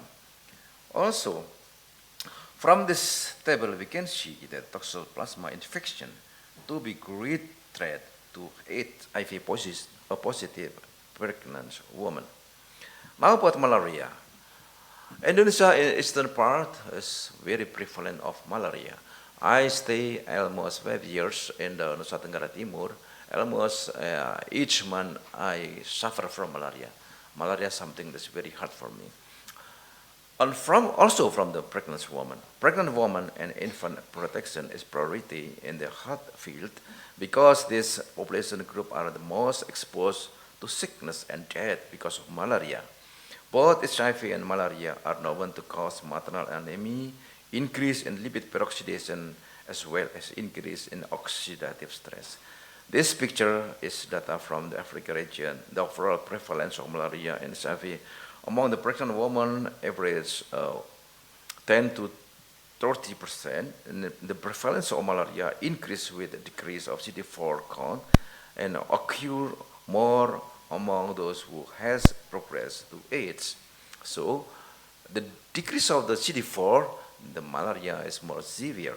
Studies have indicated that the specific kind of mutual relationship exists between malaria and HIV, in which both help in the proliferation of one another and hereby increasing both viral load and parasite burden. To further explain this, malaria parasite have been reported to stimulate increased expression of CC chemokine receptor on 5 dendritic cells in intervillous tissue. This receptor mediates the attachment of HIV virion to macrophage, facilitating infection and virus multiplication. That's why malaria will enhance the multiplication of HIV virus. On the other hand, HIV has been reported to increase malaria parasite density in the pregnant woman by inducing the down-regulation of some cytokine in the cellular immune response, such as interleukin 12 and interferon gamma, and cause destruction of memory T cell, and leading to reduced ability to clear the parasite. It means HIV also boosts the multiplication of malaria parasite. These results show that parameters such MDA and AFE could be an excellent indicator for HIV and malaria-related oxidative stress in pregnant women. This is some topic that we can use as the parameter in research. If we want to explore the role of malaria and HIV, you can see MDA and you can see also virus.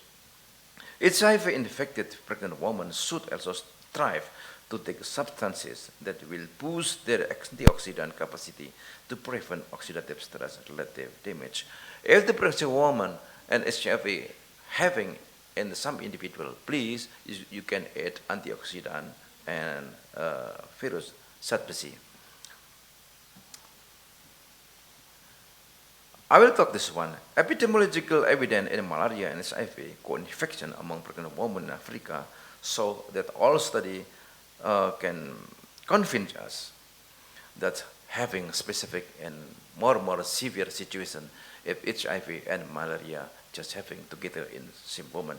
On the other hand, HIV is caused by the human immunodeficiency virus, even though in sub-Saharan African has only about 11% of the world population, it is to be the epicentrum of the HIV and AIDS in the world. That's why all people in the world should take care about this region. But don't forget, Indonesia, that more than 200 million population is potentially to be epicentrum, to be new epicentrum in HIV and tuberculosis. This is from molecular basis. I will talk in a molecular level.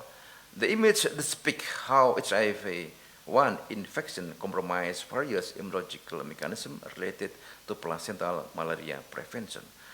Placental malaria can activate antigen-presenting cell, resulting in the release of cytokine, interleukin 12, interleukin 18, and other, as well as the presentation of antigen to the T cell.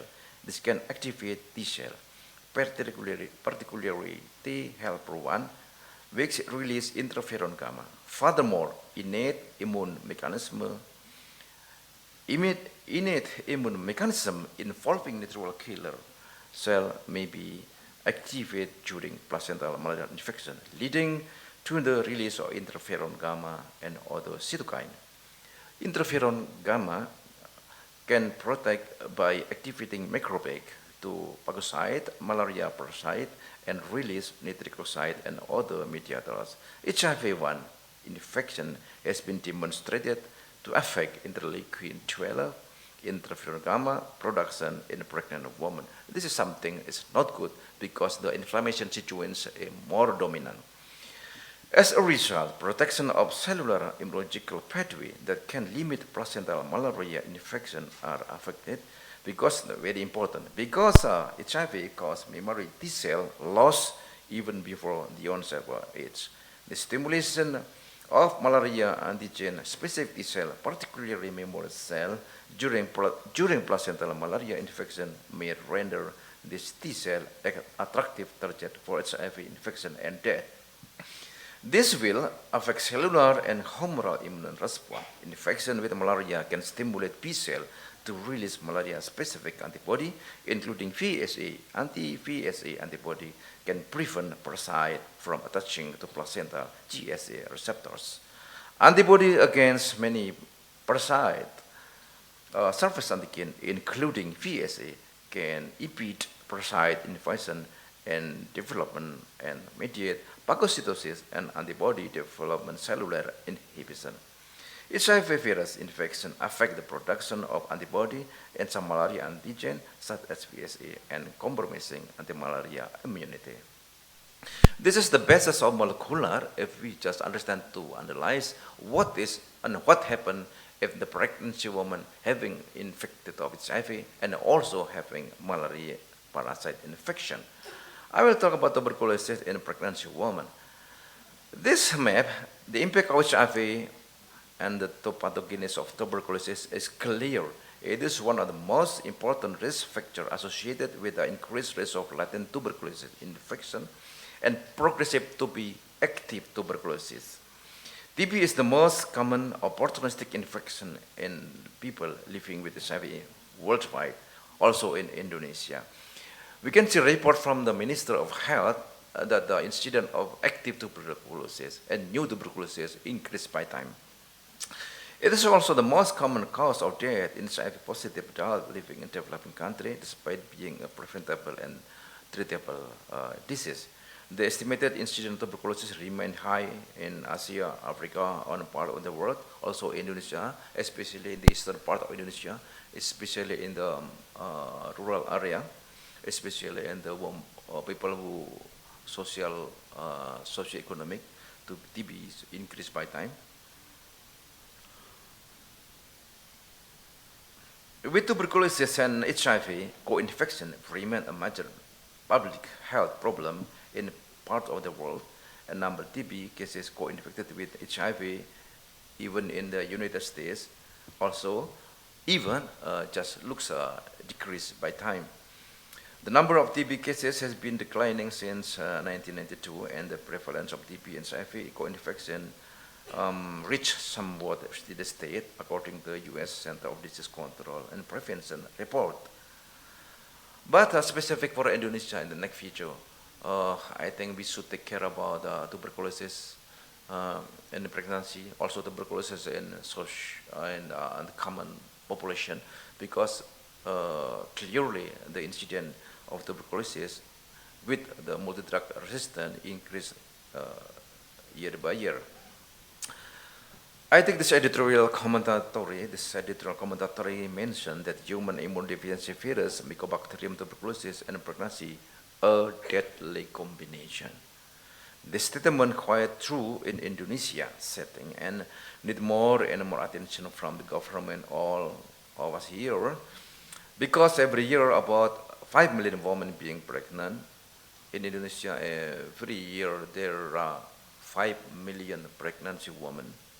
Every year, it means that 5 million baby, it means 5 million newcomer in Indonesia every year. And tuberculosis never going down and looks increasing in trend by time to time. Also, HIV cases also increase time by time. We are live in Malang. If you are concerned about the Malang population, especially in the south part of the Malang, HIV and AIDS so prevalent, easy to find. Easy to find. So see all, treat all something that far from the real setting. Excuse me, doctor. The time remains is 10 minutes. Doctor. Okay, don't worry. Thank you. Yes, I will talk about co-infection hepatitis B and hepatitis C. This report is main references for my talk about hepatitis B and C in Indonesia, and chronic hepatitis B and C is about 5 to 20% in Indonesia, also in the world, and hepatitis C is 5 to 15% individual with living HIV, and up to 90% among people who getting injection, a drug or another.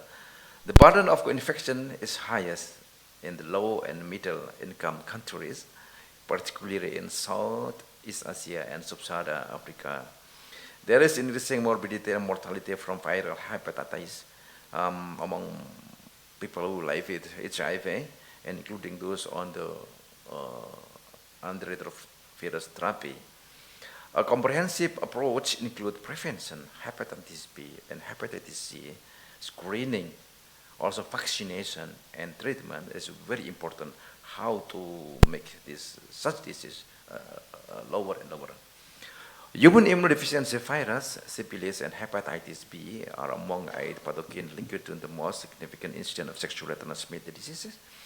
And by the time we should take care about this disease, and in Indonesia, the rate of pregnant women with HIV, syphilis, and hepatitis B infection is about 2.5%. So this is very high number.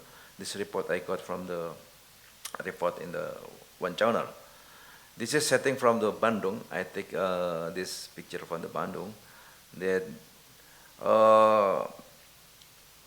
during 4 years, the screening is doing very well, but not all people in high risk can be detected and can be screened in completely. That's why the number that we got in the report, we should answer, is it the real number number or not, but actually with the very huge population in Indonesia, it's very difficult to make total test, total control, and everything looks like that.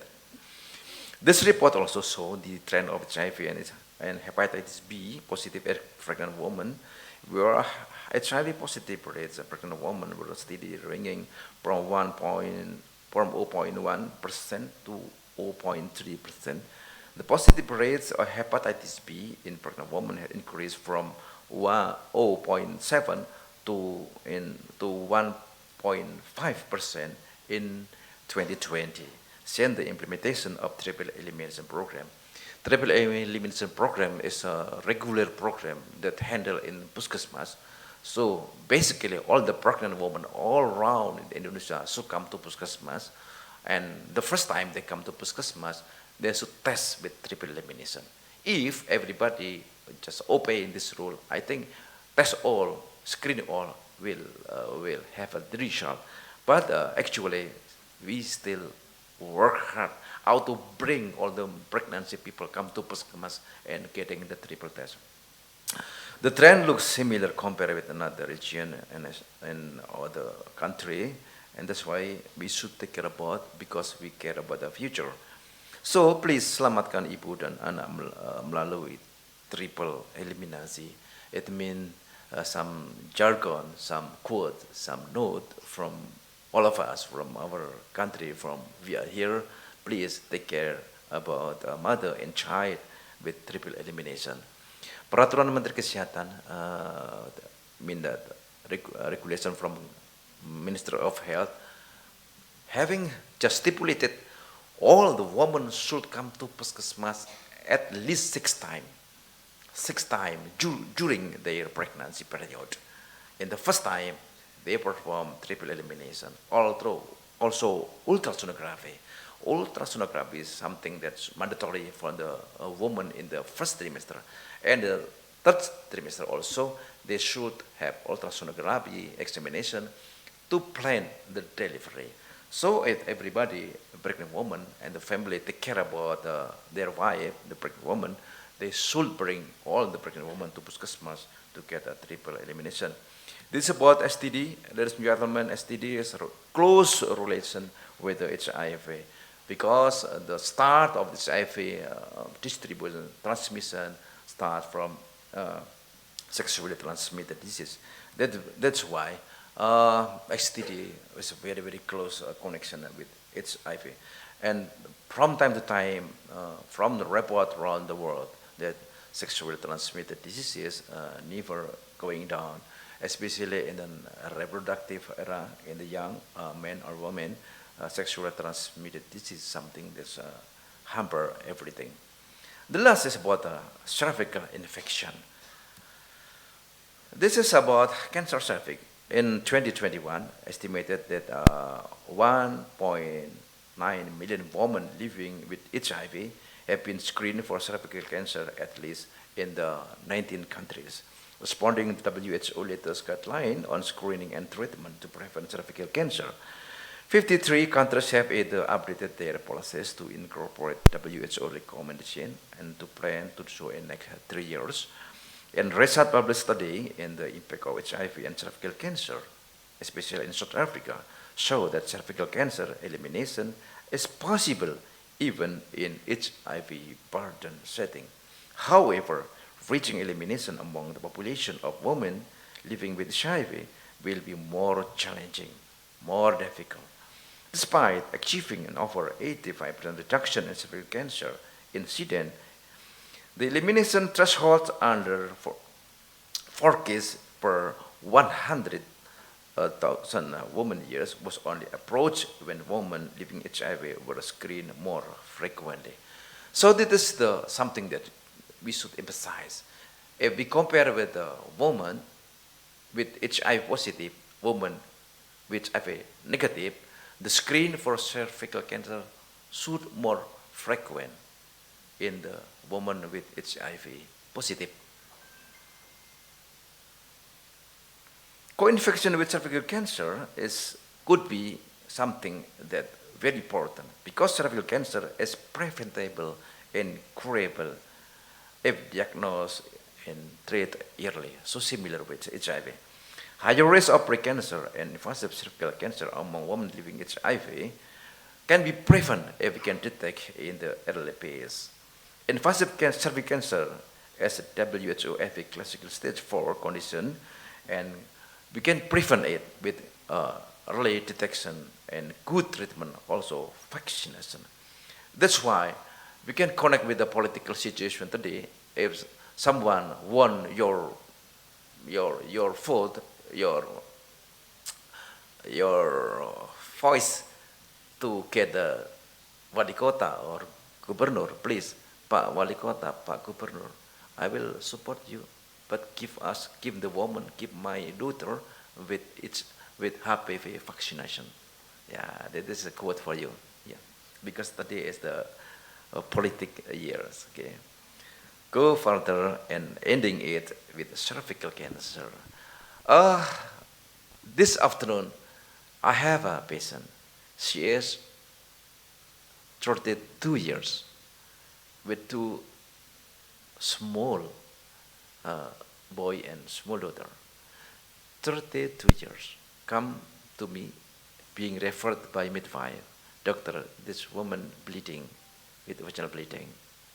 I examined very well and caught, and I perform in speculo, evaluate the vagina and cervix. Wow.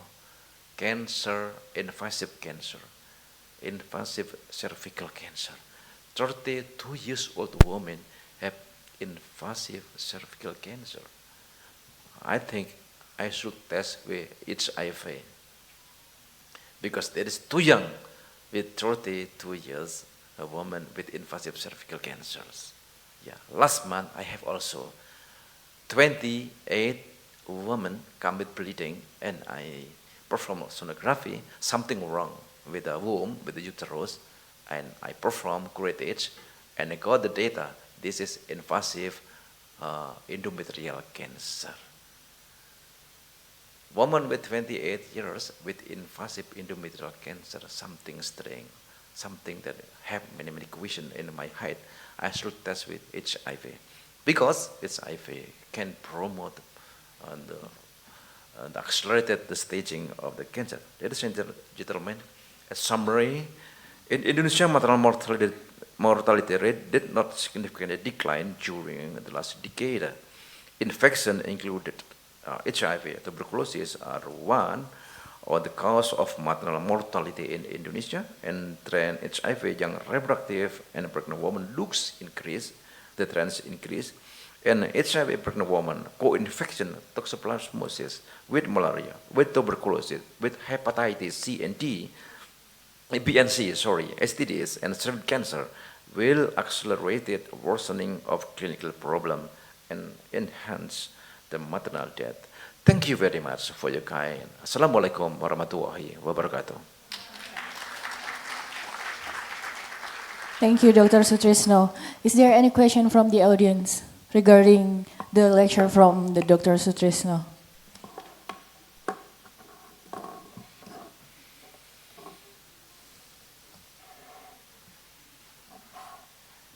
Okay, please, Doctor.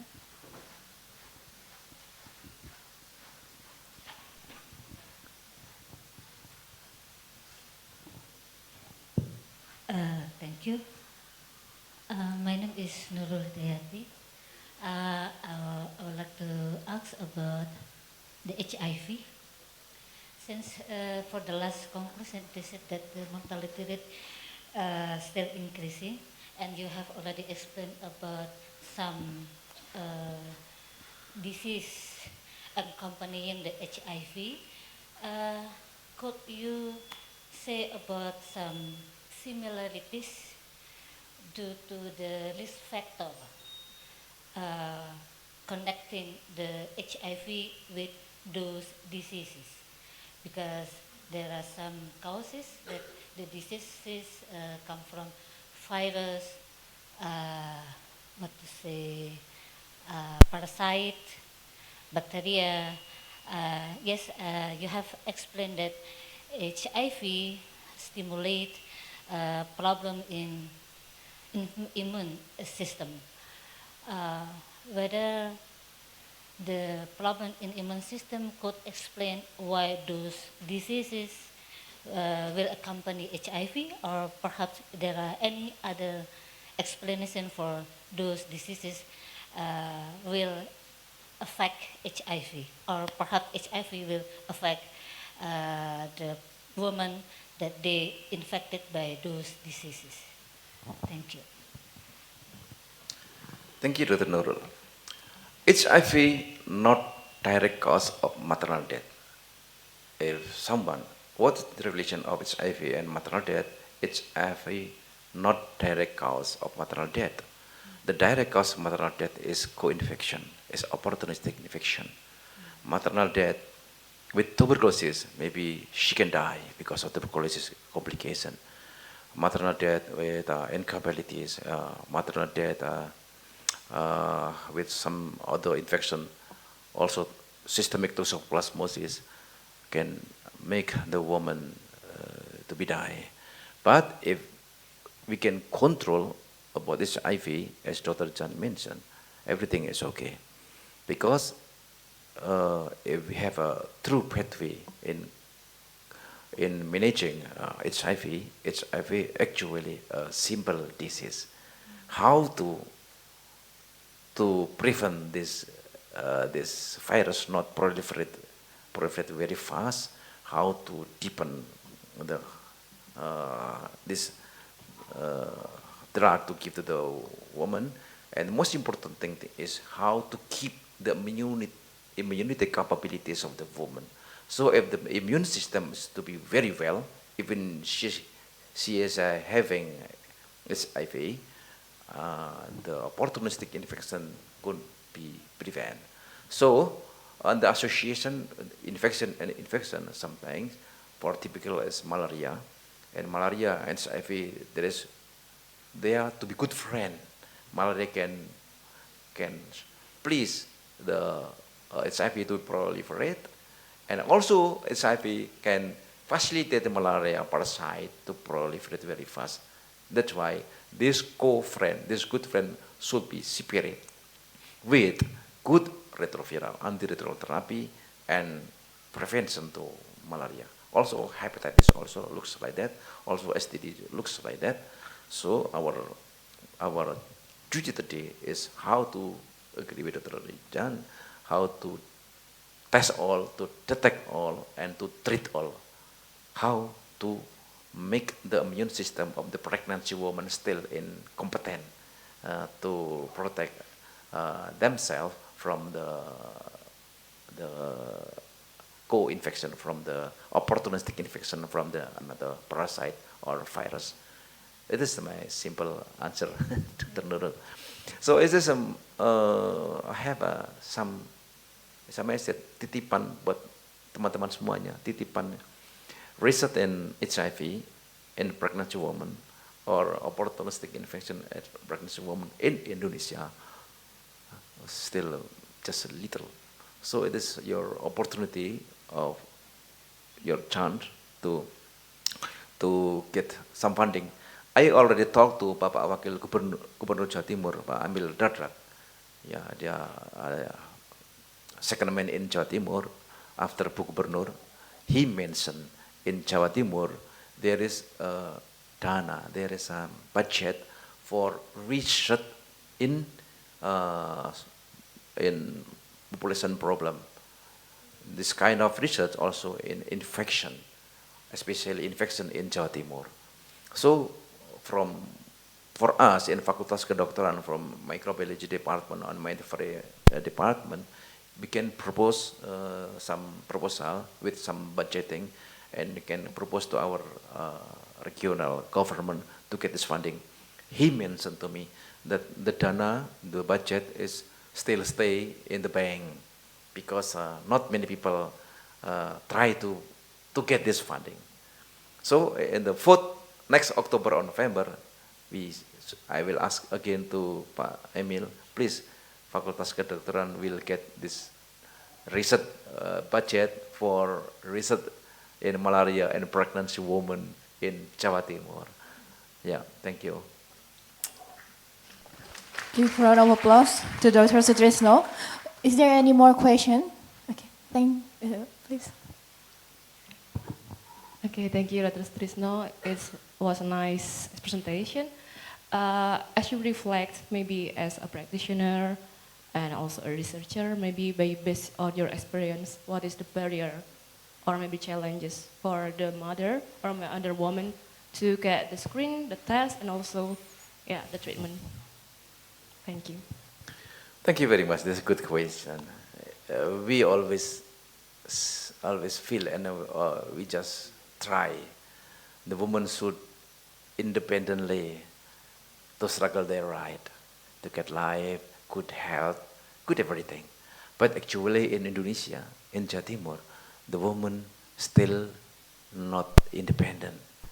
The woman depend on her husband, depend on the family, in economic, also making some decision the woman cannot make by herself. They should ask the husband, can I do that, can I do that, the kind of that. That's why the woman still now, actually, especially in the rural area, the woman still not independent. That's why if they should come to puskesmas, to primary clinic by herself, still not known, we can get 100% in coverage.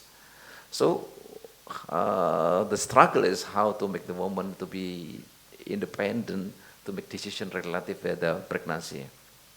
So this is something that everybody feel, and also government should support how make some facilities that maybe the woman more easier to reach the facility of the puskesmas.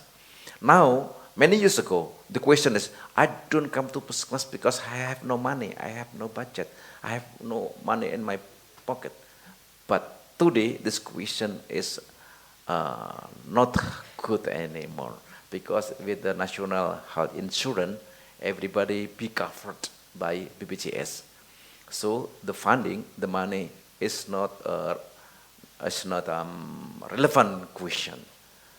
The relevant question is they cannot make independent decision to come to puskesmas.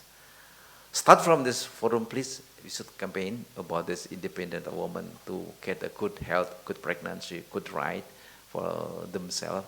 So in such situation, how to screen about triple elimination, to screen cervical cancer, everything, they can do themselves with support of everybody here. I think this is a question. Yeah, this is good topic for research also. Yeah, good topic research also, because the government now don't believe that women in Indonesia almost dependent in making decision relative with her pregnancy. If any data in large scope, it will convince the government. Maybe the next program is related with this one. I try to stimulate you to make proposal, and we just propose to Pak Menteri or everything, or BRIN have many trillion million dana budget for research. Please, just a little research come from Malang. Research come from Brawijaya University. Please, I have friend in BRIN. If you have proposal, please, I will join you to support you. I will to boost your proposal to come to BRIN. Please, I challenging for you. Yeah. Well, thank you. That's all for this discussion. Give a round of applause for Dr. Sutrisno. Thank you so much for the insightful and remarkable sharing.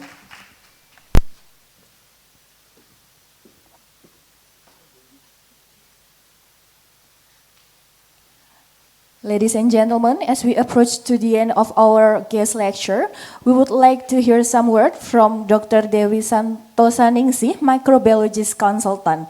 Ladies and gentlemen, please welcome Dr. Dewi Santosaningsih.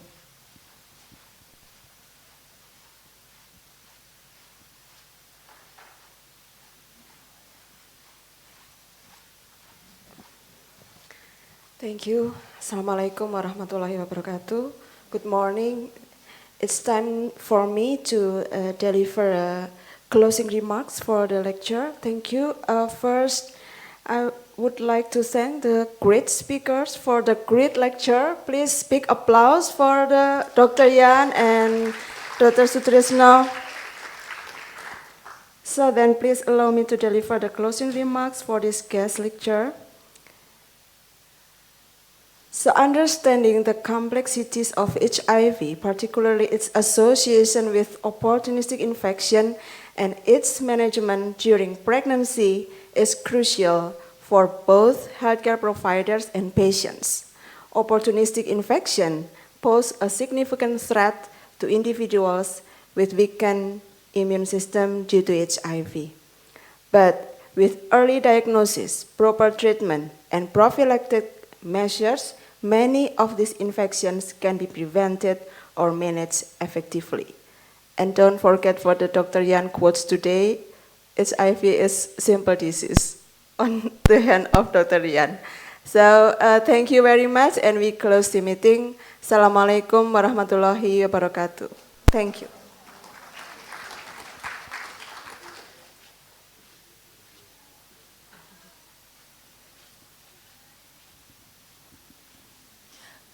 Ladies and gentlemen, throughout this enlightening guest lecture, we have explored more insight and inspiration. The knowledge we share today is not just theoretical, it is a foundation that we can build up upon in our respective fields. Finally, I would like to take a moment to express my sincere gratitude to all of you for your participation today. Your presence has significantly contributed to the success of this event. Thank you once again for joining us today. Wassalamualaikum warahmatullahi wabarakatuh.